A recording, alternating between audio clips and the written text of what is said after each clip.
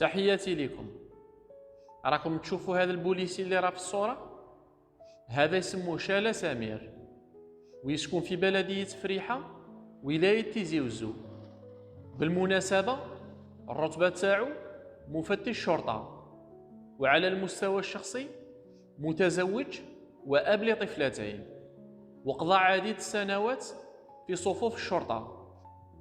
إلا أنه في شهر جونفي 2023 شاء الله عز وجل أن خونا سمير يتوفى ويلتحق بالرفيق الأعلى، وهو في عمر 46 سنة بعد ما تعرض الحادث عامل. لله ما أعطى ولله ما أخذ، وإن لله وإنا إليه راجعون. وأنا من هذا المكان إن شاء الله نقول لكم من فضلكم اللي وصلوا هذا الفيديو يدعي له المولى عز وجل بنية الرحمة والمغفرة، ويدعي له أيضا أنه يكون من أهل جنة الفردوس.